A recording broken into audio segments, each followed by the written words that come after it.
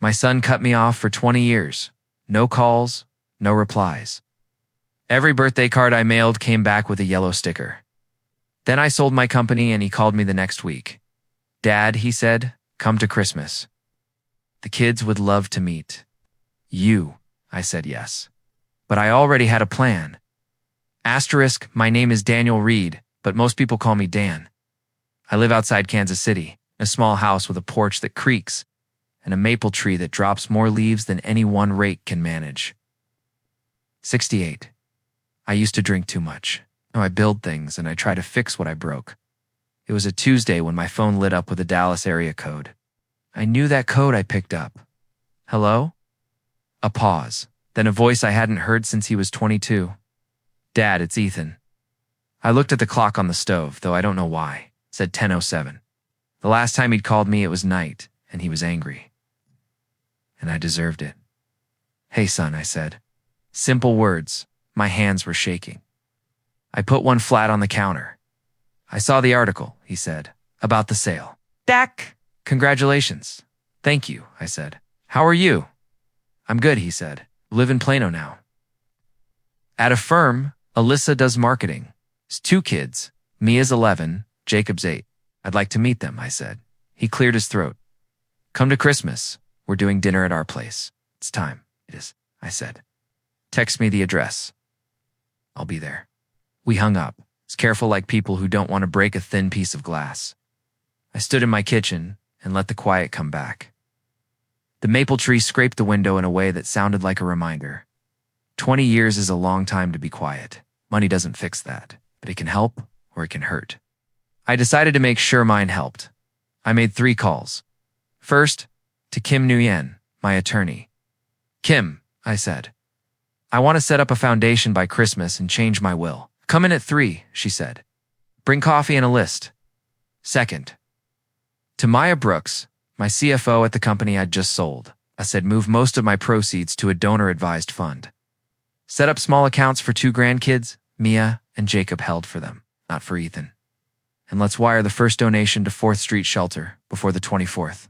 On it, she said. And Dan, it's good for you. Third, to Pastor Ray at the shelter. Ray, I said. I might bring my family on Christmas morning. Can you use 4 extra pairs of hands? We can always use hands, he said, and hearts. At 3 o'clock, I sat at Kim's long table and told her what I wanted. We drafted a simple will. Most of the money would live in the Reed Foundation. For ramps, veteran support, and small home repairs so people could stay where they belonged inside their own homes. I kept enough to pay my bills and buy good screws. We opened 2 small accounts for Mia and Jacob, for school or a first home. No checks to Ethan or Alyssa. Not because I didn't love them, because I did. Kim looked up from her laptop. What about Christmas? She asked. I'll bring a letter, I said. And an invitation to the shelter. No speeches about money. No checks on the table. If we have a future, it starts with time, not cash. Good, she said. That's clean. That night one. Wrote the letter at my kitchen table. I kept it short. I told him I was sorry. I told him I had no right to ask for anything. I told him I hoped this was a beginning, not a transaction. I put it in an envelope and did not seal it. Christmas Eve. Drove 8 hours to Texas with a pie on the passenger seat and a cooler of water in the back. Plano looked neat and new. The houses matched. The lawns were tidy. The sky was the same. As back home, which helped, Ethan's house was brick, with a wreath and a basketball hoop above the garage. I knocked. The door opened, and there he was older, broader in the shoulders, same eyes his mother had. Alyssa stood behind him, tall, steady, polite, the way people are when they're not sure yet. A dog barked somewhere. The house smelled, like pine and lemon cleaner. Dad, Ethan said. The word was stiff and kind at the same time. Hey, I said. You look good. Come in, Alyssa said.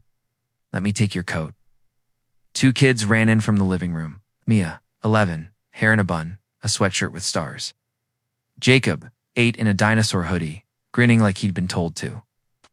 Stopped and looked at me like I was a story their parents had told in small pieces. Hi, Mia said. Brave. I'm Mia. Hi, Mia, I said.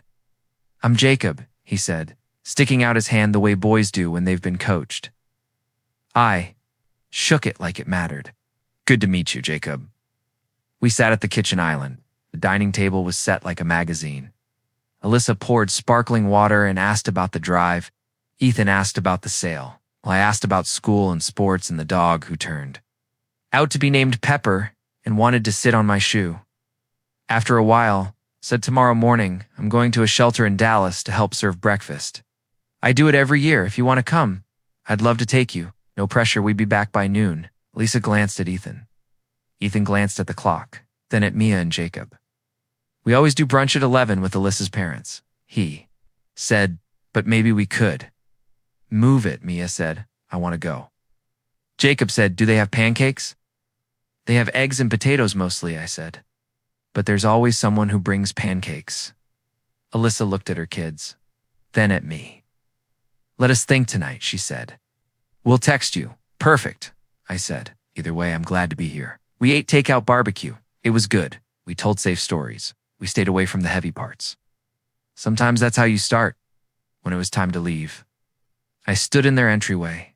Chandelier threw warm light over the table in the next room. The good plates were waiting. The room looked like a picture in a catalog. It also looked a little like a stage. I put my hand in my coat pocket and felt the envelope. I have a surprise for you, I said, and I smiled. Their eyes lit up in the way people's eyes do when they think a check is coming with their name. On it, I saw it. I understood it. 20 years is a long time. I took out the envelope and set it on the sideboard. It's not money, I said gently. It's something else. The smiles faded a little. The room got quiet. Pepper stopped, wagging for a second. You can open it tomorrow, I said. Or next week. It's a letter and an invitation. I looked at Ethan. He looked back at me and nodded. Once. See you in the morning, I said. If you decide to come. I stepped out into the cool Texas night. The air smelled like cedar. I stood on the porch a moment and breathed. Some moments don't just happen. They settle in your bones and wait. This felt like one of those. I woke before my alarm. The hotel air was dry and cool. For a minute, I lay there and listened to the quiet and tried not to think about all the noisy years I'd missed. At 7:55 a.m., I pulled into Ethan's cul-de-sac with 2 pies and a thermos of coffee. The sky was a pale Texas blue you can't get in Kansas in December. At 8 o'clock, the front door opened. Jacob burst out first, jacket half-sipped, one glove on, hair going in 3 brave directions.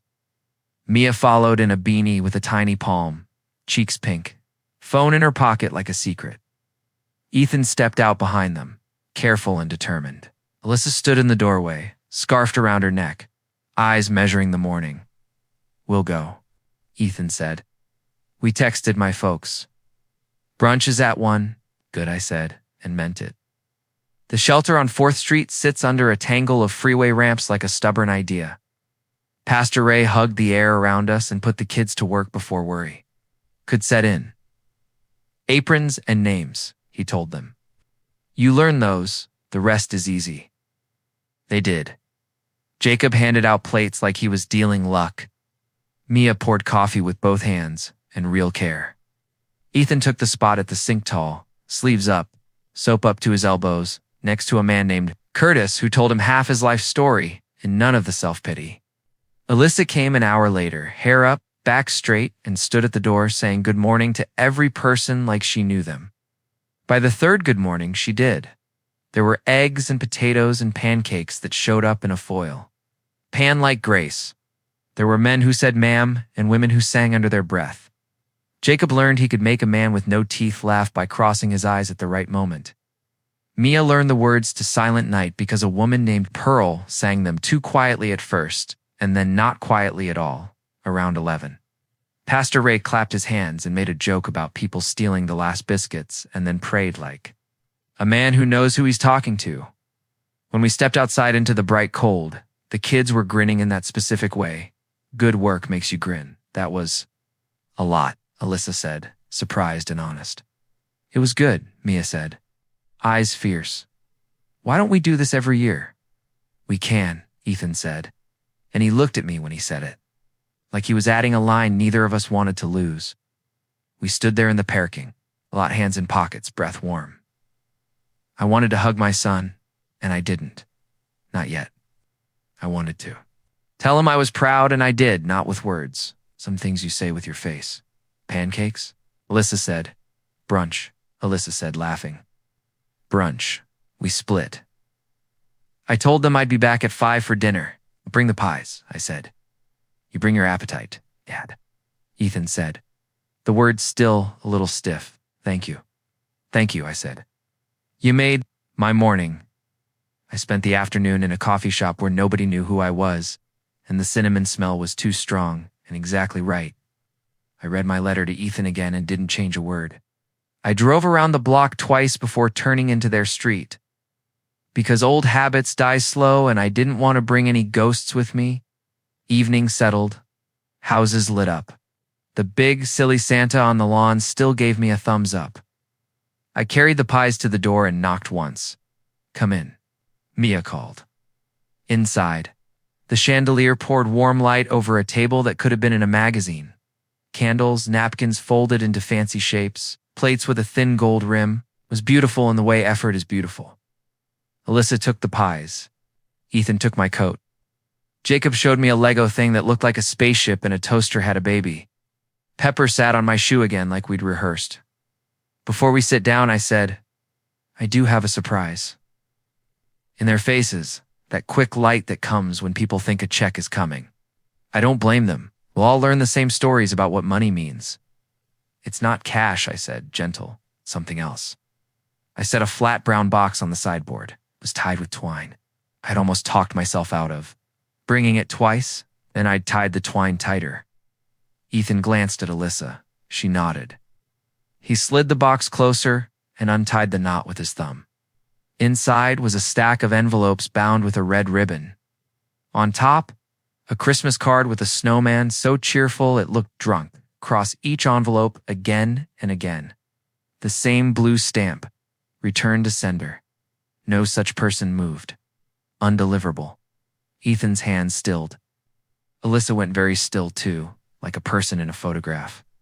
These are the letters I wrote, said, keeping my voice steady. Birthdays, Christmases, your graduation, your wedding day, the day I found out your mom passed. I kept them when they came back. I thought someday I'd give them to you, not to make you feel bad, to show you I didn't stop talking, even when I had to do it alone. Mia leaned in, reading the dates. Jacob leaned in because his sister did. Alyssa put a hand on the sideboard like she needed the wood. Ethan picked up the first letter, 2004. He didn't open it, just held it. I'm sorry, he said. And his voice was not the voice of a lawyer or a homeowner or a man with a ladder in the garage. It was my son at 10, holding a glove, trying to forgive a father who said next time too many times. I know, I said. I am too. We stood there, the 5 of us, in a box full of years. The room sounded different with the chandelier. Humming and the oven working and the past rustling under ribbon. There's more. I said, because there was, and if I stop now, I'd never start again. I pulled a thick envelope from my jacket and set it next to the box. This one is for tonight, I said. It has a letter, a copy of the Reed Foundation paperwork, and 2 certificates for accounts in Mia's and Jacob's names. For school. For a first home, for whatever they're ready for when they're ready. It's their money, not yours. The foundation is most of the rest. We'll build ramps and fix doorways and put grab bars where stubborn men say they don't need them. If you want, you can sit on the board. No salary. Plenty of Saturdays. Alyssa's face changed surprise, then something like relief. Then the sort of worry good people have when their world tilts a few degrees toward right. You didn't have to, she said, and I heard the truth in it. I did, I said. Not to buy anything, to make sure I didn't sell anything that mattered. Ethan kept his hand on the old letters like you would hold a shoulder. He nodded. Twice. He didn't smile. No one did. But something else moved through the room and sat down at the table with us. Honesty, or maybe hunger for it. Mia, Alyssa said softly. Because mothers know when to move things forward. Can you help me take the rolls out? Yup, Mia said, wiping her eyes like she wasn't and then not wiping them at all. We sat, We passed plates and made small talk we meant. The food was good. Kids told me their favorite gifts. Ethan carved like a man trying to do a careful job because it was important, not because someone was watching. Halfway through dinner, Jacob said, "Grandpa, what's a ramp?" I told him. And then I told Mia about a woman back in Wichita who hadn't left her house in 9 months until we built one. She said, "Oh," in a way that meant better than words at the end. When the pies were cut and the coffee was poured, Ethan slid the top letter out of the red ribbon and opened it. "Dear Ryan," he read, and then stopped because I'd used his middle name by mistake for the first 4 letters back then and never fixed it. And we all laughed because that was better than crying and close enough to it. He read silently for a minute, then put it down and looked at me like a man looking out a window into weather he knows he has to walk through. "Thank you," he said, "for coming for these. Q, for inviting me." For a minute, nobody spoke. The chandelier hummed. Pepper blinked up at us like a small, curious witness. Alyssa's fingers stayed on the wood like she needed proof the house was still under her. Then Mia sniffed, wiped her eyes with the back of her sleeve, and said, "Can we still eat?" "I'm starving." We all laughed a little, the way people do when a room needs air. We passed dishes like they were parts of a truce. The ham was good. The green beans were better than anyone expected. Jacob poured himself too much gravy and announced it was a science experiment. Halfway through, he leaned toward me. "Grandpa," he whispered, "can you show me the loop-de-loop plane after dessert?" "Deal," I said. When the plates were cleared, we moved to the living room. The tree lights blinked like they were on our side. I pulled a pad of paper from my coat and we folded planes. The first one nosedived into the rug. The second skimmed the ceiling and tapped the chandelier. Third caught an air current, went slow, then dipped and looped and came back to us like it was proud of itself. Jacob whooped so loud Pepper barked in agreement. Mia sat cross-legged on the floor and turned one of the old letters over in her hands. "Can I keep one?" she asked. "They're all yours," I said. "Read them when you want, or don't. They're not homework." Ethan cleared his throat. "Dad," he said quietly, "can we talk?" "Just us? 5 minutes?" "Sure," I said. We stepped into the garage. It smelled like paint and cold air and some project he meant to get to. A ladder leaned in the corner. Bike hung from the ceiling like a memory. He closed the door and stood with his hands on his hips like his mother used to when she was choosing her next sentence. "I'm sorry," he said. The words were simple and heavy. "I thought, if I cut you off, I could stop caring. It didn't work. It just made a hole." "I made the hole," I said. "You put a lid on it. I don't blame you for that." "I was angry," he said. "And then I got good at being busy." It felt better than being a kid who wanted things from a man who didn't show up. "I know," I said. "I was drunk, and I was scared, and I made every wrong decision twice. I've been sober 20 years, Ethan." I reached into my pocket and pulled out the worn bronze coin I carry. "This helps. Not magic. Just a reminder. I don't expect you to care about AA, but it's part of me." He took the coin and turned it in his fingers. 20, he read. "That's whole time." "Almost," I said. "I missed your graduation on day 60. I've been trying to make that right ever since. Bad math, you can't, but you can start." He nodded, eyes bright. He handed the coin back, then didn't, then did. "Keep it," he said. "You earned it." He blew out a breath that shivered a little. "Thank you for the accounts for the kids. And the foundation." "It's not what I expected, I know," I said. "I don't want money to sit between us like a referee. I want to earn my way back with time. You can say no, anytime." He looked at the door to the house. "Alyssa's folks, they're going to have opinions. I should warn you." "I figured," I said. "They can have opinions. I'll bring yours, not a pen." He smiled, tired and real. "Okay."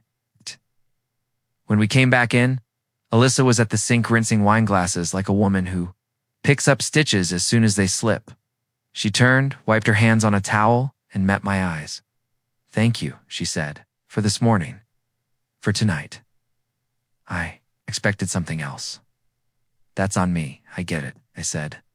"We all expect checks when we hear the word sale. I've written my share of bad ones.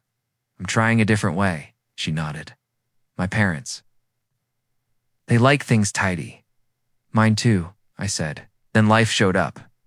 A text buzzed on the counter. Alyssa glanced at it and made a face she tried to hide. Ethan looked, made the same face. Slower? Everything okay? Asked. It's my dad, Alyssa said, trying for light. They'll stop by in the morning before we go to my sister's. He wants to chat strategy about the kids' accounts, Ethan added. And estate stuff. Gate. His mouth twisted. We can tell him no. You don't have to fight a battle, I started, I said. If he wants a conversation, he'll get one. It'll be short. I smiled. I'm old. I like short. We finished the night easy. Mia showed me her sketchbook, sharp, kind eyes on paper. Jacob put his loop-de-loop plane on the mantel like a trophy. Alyssa packed leftovers for me. In a container I will never return, and we both knew it. At the door, Ethan hugged me. Not awkward this time.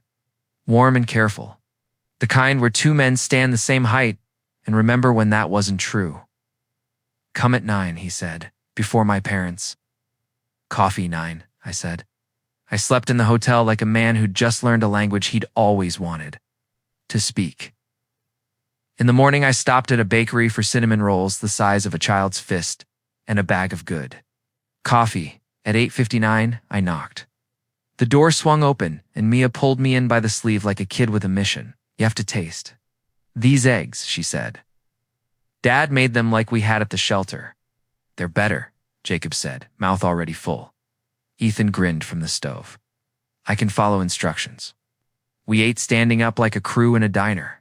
It felt right. Then the doorbell rang at 9:20. Alyssa's parents came in on a little wind of good cologne and big opinions. Mom, Dad, Alyssa said, bright, this is Dan. Richard, her father, said, shaking my hand in a way that measured and announced. Carol, her mother added, air kiss hovering like a drone. Nice to meet you, I said, because it was going to be nice or it wasn't, and I could only be my half of that. Richard clocked the coffee, act the kids, the box of old letters on the sideboard. His eyes paused on the stamped envelopes. He did not ask. We're so glad you're reconnecting, Carol said. It was in the tone people use when they're about to disinfect something. Family is everything. It is, I said. Richard tapped the envelope with the foundation papers.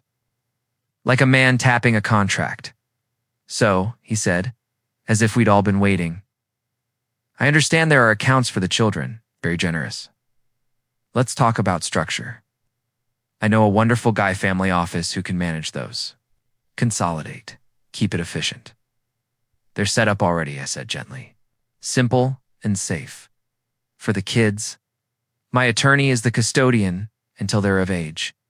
He smiled the way men do when they plan to win by tone. Of course, but you'll want professional guidance. And it's best if parents have oversight. Fewer surprises, Richard, Alyssa said, color rising. Maybe we can.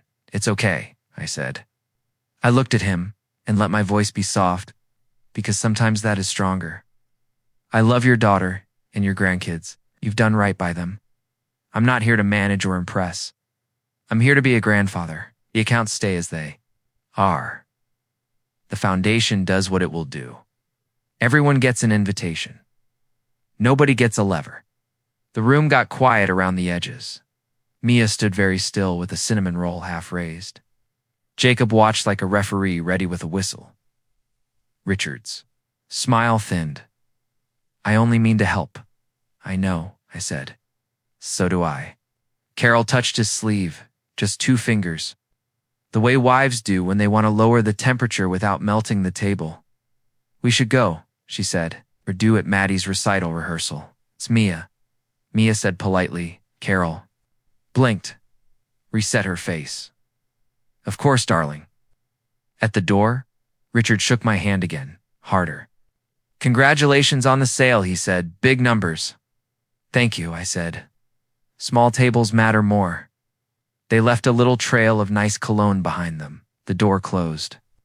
The house let out a breath. Sorry, Alyssa said. You don't have to apologize for other people's furniture, I said. We're good. Ethan put 2 mugs on the counter like a peace offering. I'm glad you said it, he said. I should have. You did? I said. In your way, we sat. We ate the last cinnamon roll in 4 pieces. Pepper finally gave up on my shoe and chose the sun patch instead. I want to do something. Today, I said, and I could feel my throat go tight before the words were out. If you're willing. If you're not, I'll go alone. Ethan looked up. What is it? I haven't been to your mother's grave, I said.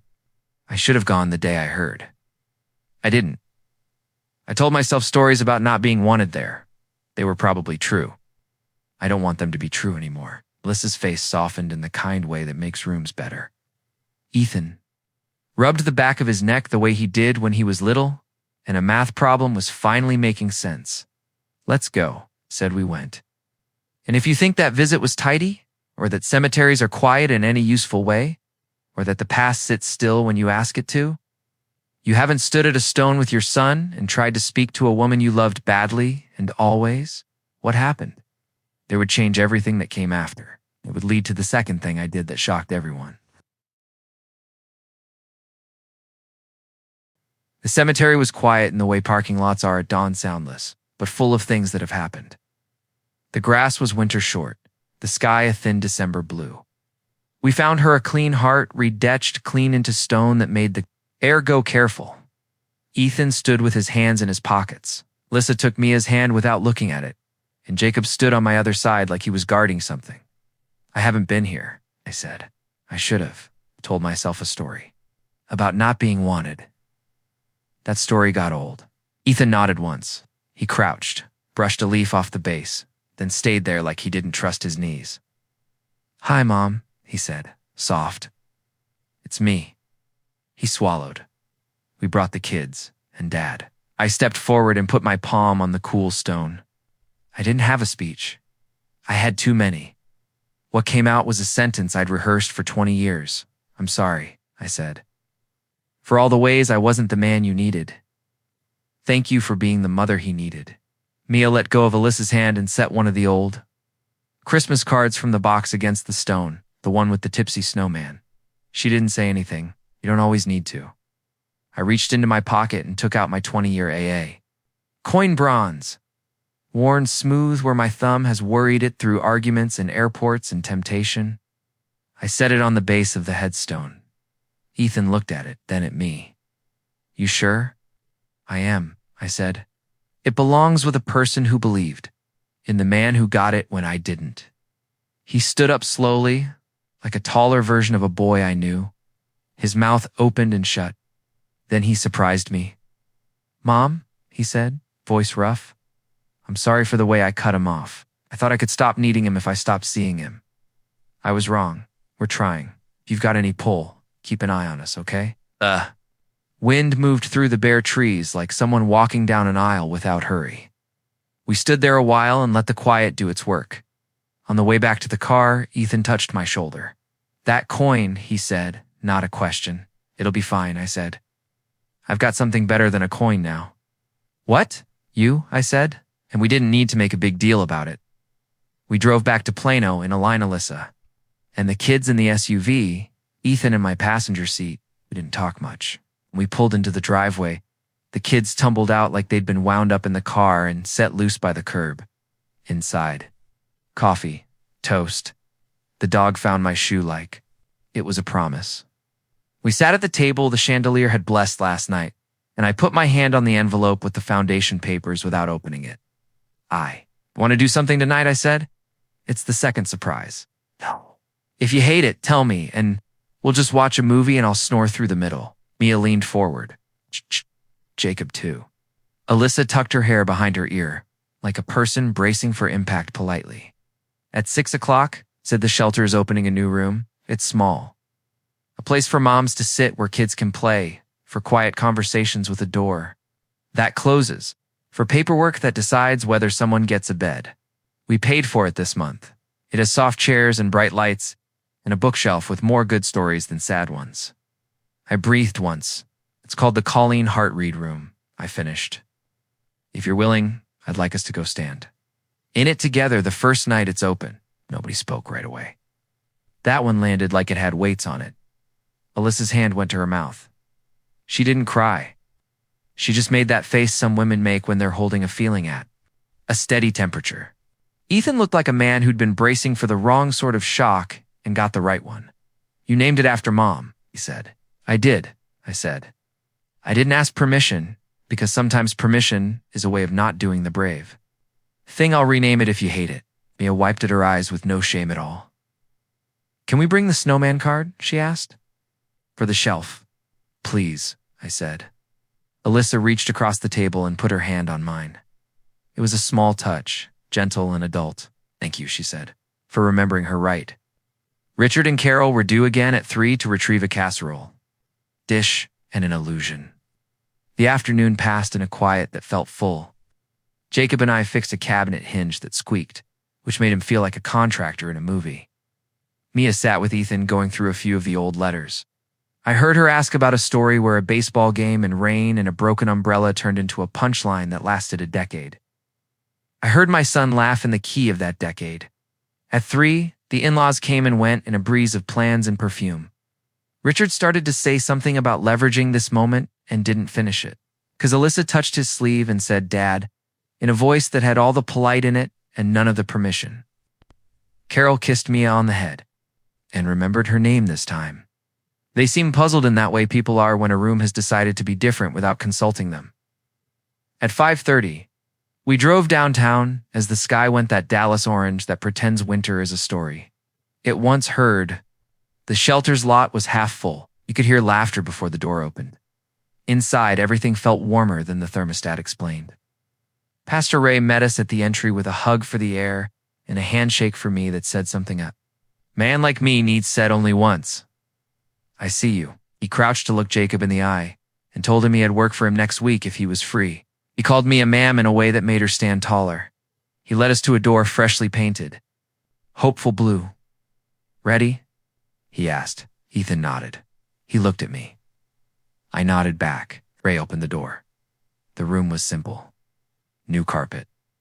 A table with 4 chairs that didn't wobble. 2 armchairs that begged for tired backs. A rug with a city of roads on it and a basket of toy cars. A low shelf with picture books and paperbacks. A framed photo on the wall of Colleen in her 20s hair back. Eyes bright smiling because whoever took the photo loved her and she knew it. I'd asked a mutual friend for it. She'd mailed it with a note that said, good. On the wall near the door, a small plaque. It's not fancy. Just truthful, in memory of Col Leonhardt, R.E. Day who made Roomathon, reached out and touched the frame like you would greet someone in a crowd gently, so they turned toward you. This is perfect, Alyssa whispered. She wasn't looking at the plaque. She was watching a young mom in the doorway hesitate, then step in with a baby on her hip and a little boy tugging her sleeve and sit. January came in quiet. The tree came down. The kids went back to school. I drove home to my little house outside Kansas City with a paper bag of cookies Mia had made and a note from Jacob that said, in big letters, thank you for the planes. We texted, not every day. Enough. Mia sent a photo of the blue room at the shelter with the snowman card on the shelf. Pastor Ray sent another 2 kids building a road on the rug while their mom filled out paperwork with a caseworker who looked like a person who slept when she could and did good the rest of the time. Kim filed what needed filing. Maya sent a calendar invite for the First Read Foundation board call the last week of January. I asked Ethan if he'd sit in, said yes. Alyssa asked if she could listen. Everyone who asked that question already has their chair pulled out. I said yes. 2 weeks in, Richard invited us to dinner. Not at their house, at one of those Dallas places where the napkins are heavy. And the waiter says, of course, like you just offered him a partnership. Smart casual, Alyssa texted me, which is a dress code I never mastered. I wore a good shirt and a jacket that fit and shoes that didn't squeak. Richard and Carol were already there. Carol in a soft dress the color of a cloud that wants to be ice. Richard with a smile that could open a checking account. 3rd place setting. A 4th. Dan, Richard said, rising like a senator. Thanks for coming. There's someone I wanted you to meet. Trent Hale, family office. He works with a lot of our friends. Trent shook my hand with the exact pressure people practice in mirrors. Early 40s, perfect tie, expensive watch that wasn't ashamed of itself. Mr. Reed, he said. I'm a fan of what you've set up. With a few tweaks, we could really optimize. Optimize, I repeated, because sometimes echoing helps to see what a word is. Hiding, he smiled. A unified, structured family fund, managed professionally, consolidate the children's accounts. Move the foundation into a donor-advised vehicle under our umbrella for efficiency.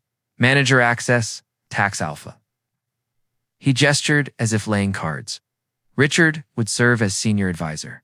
You'd have one dashboard, clean, elegant. Lissa shifted. In her seat. Ethan didn't. I could feel him not moving. That's generous, I said. We're simple folk. Simple has its own elegance. Trent kept going, as people like him will. We'd also love to help with naming opportunities. The Colleen room is lovely. Imagine what a Colleen Heart-Read Center could be with the right capital stack. We do visioning. We do rooms that close their doors, I said. At least. For now, Richard leaned in like a man showing a good hand. Ethan tells me your foundation intends to grant in Dallas as well as Kansas City. It helps to have a partner here. We could open doors, institutional partners, university affiliations. There's a chair at SMU with your name if you want it. I sat in too many folding chairs to be comfortable in one with my name on it, I said. I appreciate the thought. Dinner arrived. It was very good. The kind of good you don't need to talk about out loud because the food knows what it's doing. We ate. We did polite. Trent waited for the right lull and tried again. Kids' accounts, he said to Ethan, switching targets. UTMAs are fine until they aren't. Teens aren't exactly fiduciaries. With a proper trust parents. As co-trustees, we avoid surprises. I can draft something airtight. Ethan wiped his mouth, set his napkin down, and surprised me again. His voice was calm. Hey. His shoulders were set. Thanks, he said. We're keeping them as they are. Kim's custodian until they're of age. The surprise we want is who they become, not what they spend. Trent blinked, adjusted his approach. Just thought I'd put it on the table. Richard tried another lane. Ethan, you know Mark Willis, a Chandler and Waxman managing partner? He's looking to build out compliance. There's a seat there with your name if you want to get out. Of the in-house grind, compensations, considerable. And having a family office relationship doesn't hurt. He smiled. It was meant to sound like a blessing, not a bribe. It didn't land that way. Ethan looked at Alyssa. She didn't. Nod. She didn't shake her head. She looked at him like a person who trusts the answer that's coming. I'm good where I am, he said. I like sleeping at night. Richard's smile thinned. No harm in hearing numbers. I know my number, Ethan said. It's 8-year-old baseball and 11-year-old art shows and not saying yes to the kind of work that makes me. Explain around the edges when my kids ask me what I do. I'm staying put. Silence for a heartbeat. That was the deal he turned down. Not just a job. A life with someone else's signature on the last line. Carol saved the table like good. Women do. Dessert, she said, like a soft bell. We ate something with caramel that could lead a small country. We left with hugs that felt like paperwork and a sense that something had shifted a degree and wouldn't be shifting back. In the car, Alyssa let out a breath she'd been holding since the salad. Thank you, she said. For the caramel, I asked. For not letting it become a meeting, she said. Ethan did that. Ethan drove with both hands on the wheel like a man choosing his lane on purpose. It felt good. He said, surprised, saying no. 2 days later, he called me from a parking garage. Dad, he said, voice tight in that way that means a good person's mad. Work offered me a lead on a client. Huge media company. Their largest landlord subsidiary is under investigation for illegal evictions. I told them it's a conflict with what we're doing. They said it's not my foundation. They're right. Technically, I told them I still wouldn't do it. What did they say? I asked. They said it would hurt my progression. He laughed once without joy. Progression like a disease. What do you want to do? Said say no. He said, I did. I will. If they sideline me, I'll go somewhere that uses different words for the same money. He paused. It's weird. I thought this would feel like losing something. It feels like choosing it is, I said. I'm proud of you. A week after that, I flew back to Dallas for the foundation board call in person because some voices should be heard in the same room when they can be. We sat at Ethan's kitchen table with coffee and a dog that has come to believe my shoes are his birthright. Kim dialed in from her office, Maya from ours. Pastor Ray joined early. With a bad connection and a good agenda, we kept it simple. 3 grants for Q1, 1 for the shelter's mobile shower program, 1 for a Kansas City outfit that builds ramps for seniors, 1 for a small shop in Tulsa that refurbishes donated wheelchairs. Ethan asked smart questions, Lissa suggested. We include a line item for maintenance because things break and nobody funds replacement parts. Maya smiled like someone who'd just met a person she wants on her side. We should do a Saturday, I said when we were done. A family build. Nothing fancy, a ramp for a guy who needs it. Which guy? Jacob said, appearing like kids do when you say the word guy. Mr. Darnell, I said. He's a Korean War vet 2 blocks from my place. 2 steps at his front door. Bad knees. Won't complain. At the right kind of stubborn. We'll fix that. Come, Mia said, before anyone asked her, we will. Ethan said at the end of the month, Jacob's school did Grandparents' Day. Alyssa texted me the night before. If you can fly in, come. No pressure. He wants you there. I got on a plane. The cafeteria smelled like syrup and floor cleaner. There were paper placemats with hand turkey drawings and a line of grandparents. At the coffee urn, comparing travel mugs like war stories. Jacob wore a polo shirt that would not stay tucked in, and a grin that did. We sat on little chairs at little tables, and a teacher with patience in her shoulders asked each kid to introduce their person. This is my Nana, one girl said, pointing. Like a weather forecaster at a warm front, she's a good cook. This is my Pop, another said. He fixes tractors. Jacob stood up and did not look shy, put his hand on my shoulder like he owned the right. This is my Grandpa. Dan, he said. He builds ramps so people can go places. The room clapped like people do when they don't know why they're crying and the sugar's too high. I looked at Ethan. He looked. February came cold and bright. We met at Mr. Darnell's little blue bungalow on a Saturday that made your breath show off. 2 steps at his front door. 2 steps that might as well have been a wall. Morning, he said, opening the door with a grin that showed he'd decided we were his kind of trouble. 88. Korean War vet. Y'all don't mind an old man telling you how to measure? Insist, I said. We laid out string and stakes. Measured 112 like the book says. 1 inch of rise for every foot of run. Ethan learned to cut stringers clean. Mia learned to drive deck screws without stripping them. Jacob held the level like it was a magic wand. Alyssa sorted rails and hardware into muffin tins and kept our little job from turning into a scavenger hunt past her. Ray showed up with paper cups of coffee. That tasted like thawed mornings. Pepper stole one of my gloves and made Jacob chase him just far enough to laugh. Around 10, a black SUV pulled up. Richard and Carol stepped out like people visiting a foreign country they weren't sure they'd like. He wore loafers. She wore a scarf that had never met sawdust. They had a box of collages because some instincts are still good. Brought these, Richard said. It's like an apology with pastry. Perfect, I said. Grab a brush to paint. He looked at his loafers, looked at the rail, looked at his grandson with a drill in his hand and his granddaughter holding a bucket like it belonged to her. Sure, he said. He took the brush. Carol sat on the porch step with Mia and handed her screws. Lefty-loosey, righty-tighty, she said. And Mia smiled like she hadn't expected her grandmother to know that language. By noon, the ramp was ready for its first trip. We stood back. Mr. Darnell came out with his walker and put it on the top plank like a man testing a dock. He stepped forward. The ramp held him like it had been waiting for his weight. Halfway down, he stopped, looked at the sky, looked at us. First time I've stood in the sun without counting steps in a year, he said, and the way he said it made it feel like summer. We clapped.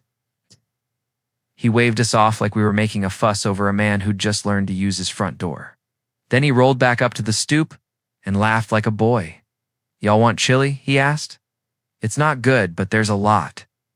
We ate chili in paper bowls. Epper sat very well for a piece of cornbread. Richard leaned on the rail heat, helped paint, and did not talk about dashboards. He watched his grandson hand a spoon to a man who needed one. He watched his granddaughter wipe a smear of chili off her own sweater and not care. On my porch that night, we'd grilled hot dogs like kings who knew better and ate them off paper plates. The kids built a city out of leftover 2x4 cutoffs. Carol brought a salad with too much dill, and we ate it anyway. Richard sat beside me and looked like a man deciding something for himself, not for anyone else. I pushed, he said finally, because I know what money can do and what it can ruin. I know, I said. He nodded at the ramp rising in the dark, a clean line under the porch light. That's a better dashboard, he said. I can live with that. I come too. The next one, I said. I will, he said, and surprised himself. Work did what work does. Ethan said no to the client and yes to sleep. The firm did what some firms do, told him. He was great. Told him he needed to be more flexible, and then proved what they meant by that. 3 weeks later, a hospital system called. In-house. Patient safety and compliance. Fair pay. Decent hours, and the sort of mission that lets you look your kids in the eye when they ask what you do. He took it. Congratulations, I said. It feels like a smaller job, said. It's a bigger life, I said. Spring slid into Dallas, and then into Kansas the way it does first. You think it won't. Then you wake up and your coat feels silly. We had our first Reed Foundation site visits. Mia asked better questions than some board members I've met with titles on their doors. Jacob made a checklist and drew a little box next to say, thank you, because he's that kind of kid. In April, we all met at my place. Kem came down from her office. Maya drove up. Pastor Ray borrowed a van. I put out sandwiches and made the coffee too strong. Pepper held court. Before we start, I said, one more surprise. Everyone looked at me like they did the first night in Plano, and I loved them for not pretending they weren't nervous. I took out 2